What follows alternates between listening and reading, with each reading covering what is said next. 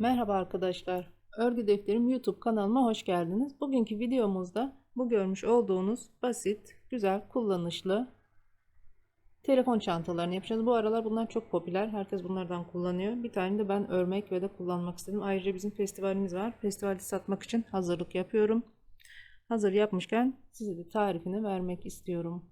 Şimdi modelimiz için Nako pırlanta ip kullandım. 3,5 numara tığ kullandım. Seçeceğiniz ipe göre tığınızın genişliği değişebilir. Şöyle göstereyim. 3,5 numara tığ kullandım ben. İp olarak ben Nako pırlantayı kullandım ama farklı koton ip kullanabilirsiniz. Makrome ipi kullanabilirsiniz. Polyester ya da pamuklu makromelerden kullanabilirsiniz. Makromelerle de ördüm, denedim ama onlar biraz bana sert oluyor gibi geliyor. O yüzden bu ipi daha çok sevdim. Bununla örüyorum. Şimdi tarifimize başlayabiliriz. Yalnız bu tarifte dikkat etmenizi istediğim bir şey var. Ben bu modeli örerken ipimi hiç kırmadan, yani bir ucundan başlıyorum. Kulpları dahil bitinceye kadar başka hiçbir şekilde ipi kırmadan tek parça halinde örüp bitiriyorum. Onu da nasıl ördüğümü ayrıca size göstereceğim. Hemen ipimizi alıp tarifimize başlayalım. Her zamanki gibi zincir çekerek başlayacağız. Yalnız zincir çekmeden önce şöyle bir kenarın yan dikişi için yetecek kadar biraz dikme payı için ip bırakıyorum. Ondan sonra zincirime başlıyorum.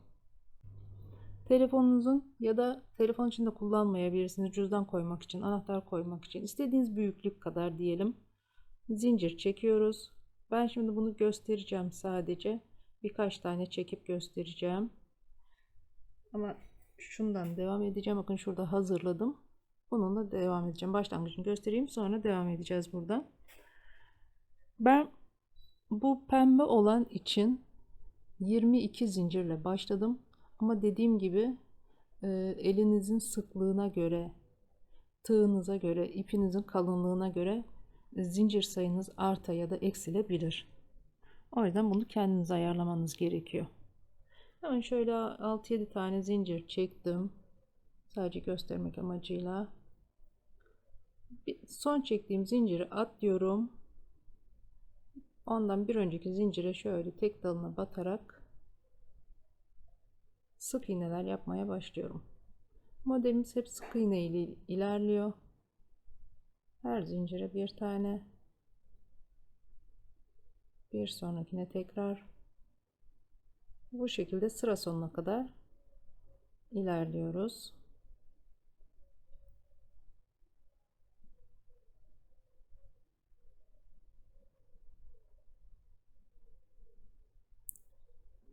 Son zincire de battım.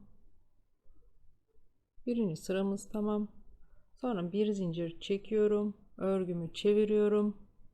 Şurada gördüğümüz boşluklara birinciden itibaren başlıyorum. Yine batıp sık iğne yapıyorum.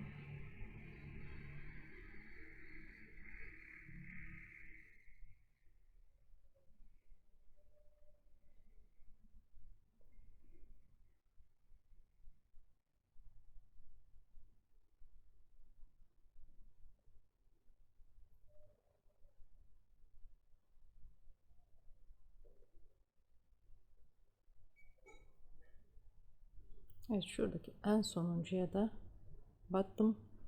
Başlangıç ve sondaki batma noktalarına dikkat edin.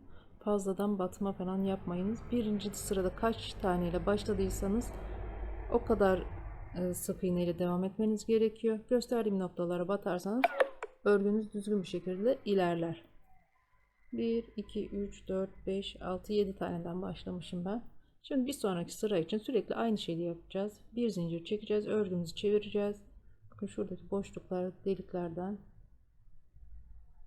sık iğneler yaparak ilerleyeceğiz. Bunu ne kadar öreceksiniz? Telefonunuzun ya da yapmak istediğiniz büyüklüğün 2 misli oluncaya kadar. Çünkü bunu ikiye katlayarak öreceğiz.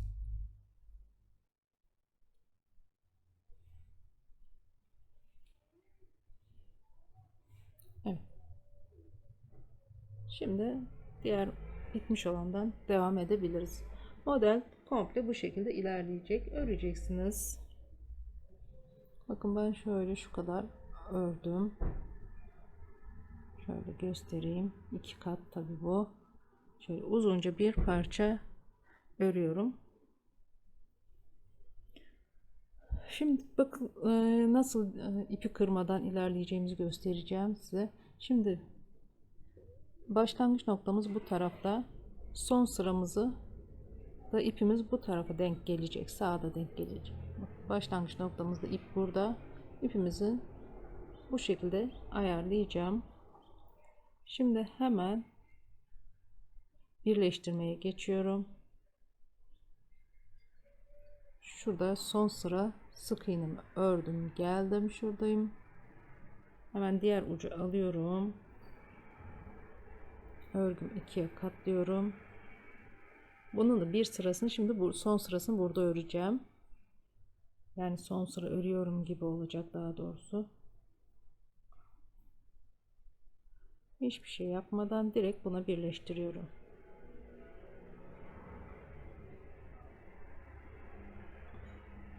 Baştaki sık iğne boşluğuna batıyorum. İlk baştakine sık iğnemi yaptım. Bir sonrakine başladığımız zincirin boşluklarına batıyorum. Bu boşluklar zaten batma yerleriniz görünüyor.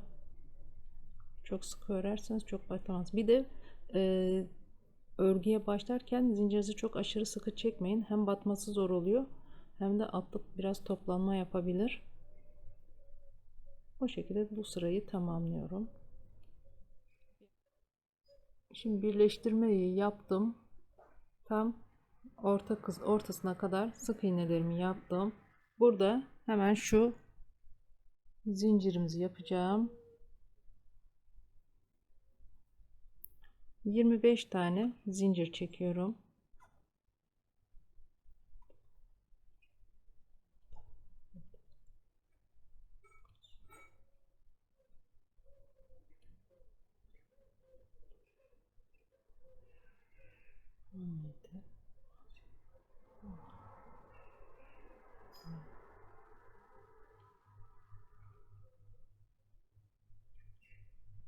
Evet, 25 zincirimi çektim. Örmeye kaldığım yerden devam ediyorum.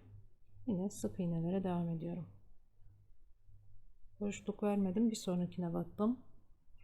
O şekilde devam edeceğim.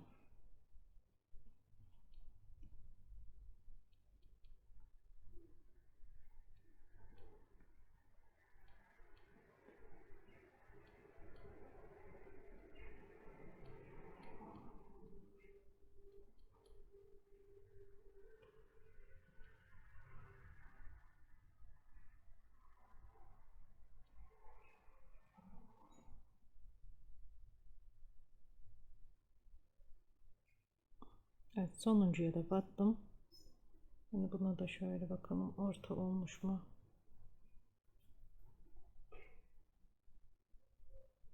Evet, yeri iyi. Şimdi şu örgüye başladığımız ip bu duruyor burada. Bunu dikmede kullanacağız. Şimdi karşı tarafa geçiyorum. Şimdi hemen bunu birleştireceğim. Bakın sık iğnemi yapmaya devam ederken sık iğnemi bitirdim. Direkt şuradaki en baştaki sık iğneye bunu normal motif birleştirir gibi birleştiriyorum. Sıra birleştirir gibi. Birleştirdim.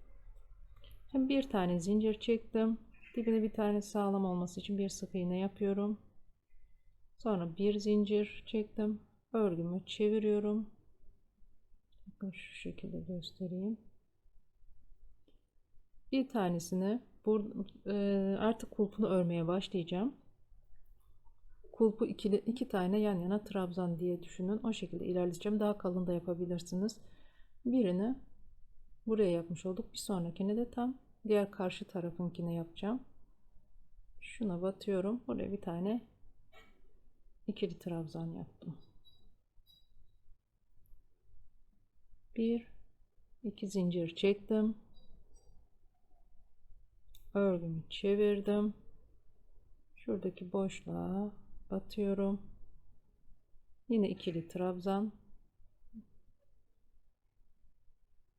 Bir, 2 zincir çektim, örgümü çevirdim, geliyorum şuradaki boşluğa batıyorum. 2 1 2 örgümün yani kulpumuz bu şekilde ilerleyecek. İstediğiniz uzunluğa kadar öreceksiniz. Benim yaptıklarımda bir 100 santim civarında. Uzun mu istiyorsunuz, kısa mı istiyorsunuz? Bu aralar çok uzun kulplar pek istenilmiyor sanırım. Biraz daha böyle karına yakın durmasını istiyorlar. O yüzden benimkiler de çok uzun değiller. Biraz kısalar kulpları. Şimdi kulpumuzu istediğiniz uzunluğa kadar örelim, tamamlayalım.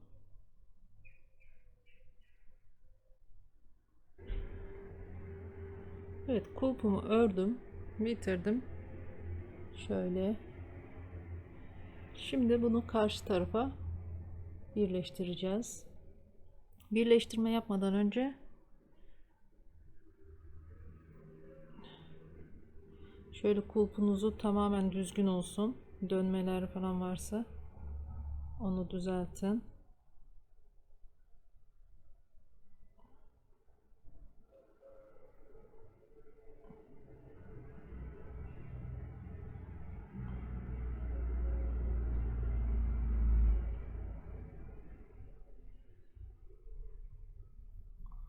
Şimdi bu şekilde yaparsam dönme olmayacak.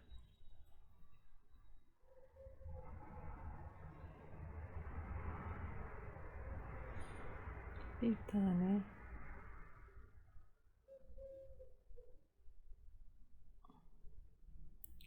böyle tutuyorum. Şu taraftan batacağım. Ters olmasın. İlk önce zincire batıyor. Buradaki şu trabzana batıyorum. İpimi aldım şöyle. Ucu birleştirdik. Şimdi geldim. Şuna battım. İçinden çekirdim, geçirdim. Bir de buraya bir tane trabzan, pardon, sık iğne ile tutturdum. Bakın bu şekilde kulpumuzu tutturmuş olduk. Şimdi bu ilmeğimi alta alacağım. Bir sonrakinden batıyorum. İlmeği şöyle geçirdim. Ben düğümümü altta yapmak istiyorum. Artık örgümüzü bitiriyoruz.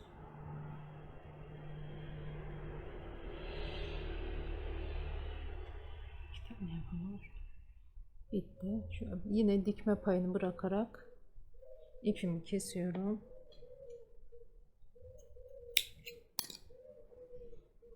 İçine geçirdim. Pardon.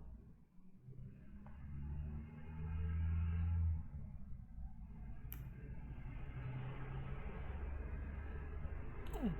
Şimdi çantamız bitti. Yanlarını dikeceğiz.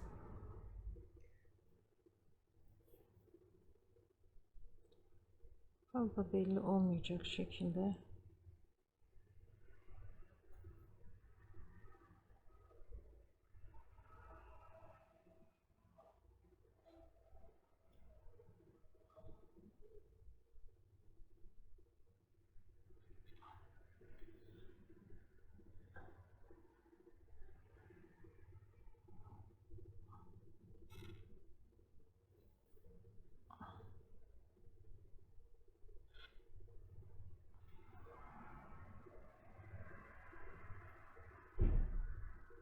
Sonuna kadar bu şekilde dikelim.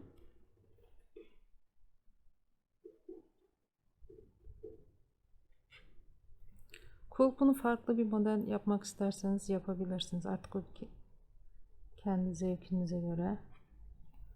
Ben biraz hızlı bitsin istedim. O yüzden böyle bir kulp yaptım. Hem biraz da ince olmasını istedim kulpun. Çünkü genelde bu modele ince kulp yapıyorlar.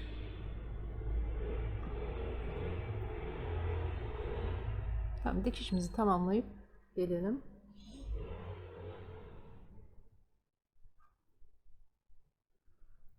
Diktim, bitirdim. Sonunda düğme diyorum.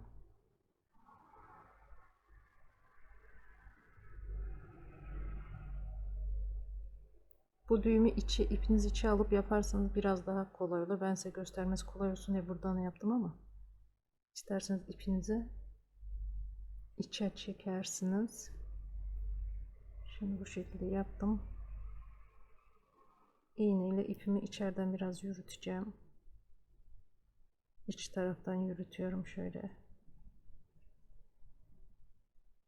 Sonra ipimi keseceğim.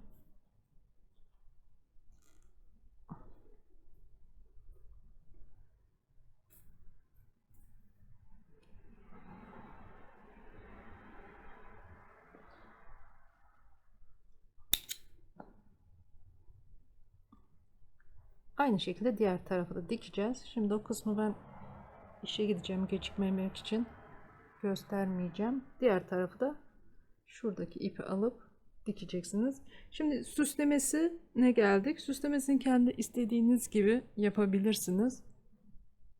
Ben bunlarda şöyle küçük motifler ekledim. Bunu böyle cep gibi kullanıyorlar. Kulaklık falan koymak için kullanılıyor. Hazır elimde örülü bir tane şöyle farklı tonda bir tane motifim var. Bunu buraya dikince sadece üç kenarını dikiyoruz yine. Bu şekilde üç kenarını dikeceğiz. Şimdi bunu nasıl yaptığımın videosu kanalımda var. Sağ üst köşeye linkini bırakıyorum. Oraya tıklayarak izleyebilirsiniz. Hanım dilendi, bey beğendi modeli, bu klasik. Bunu da buraya diktim mi süslememiz tamam olacak. Şimdi şöyle çevireyim, bu tarafa dikeceğiz. Çünkü buraya da bir tane şu an almadım. Henüz çarşıya çıkamadım. Büyükçe biraz tahta düğme alıp dikeceğim. Bitmişini zaten kapak fotoğrafı olarak yayınlayacağım. O şekilde görürsünüz. Bunu böyle diktikten sonra çantamız hazır olacak.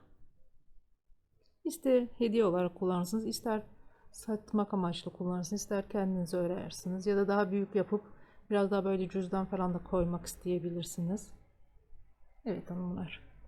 Bugünkü videomuz bu kadar. Bir sonraki videoda görüşmek üzere. Kanalıma abone olup videolarımı beğeni ve yorum yaparsanız sevinirim. Hoşça kalın.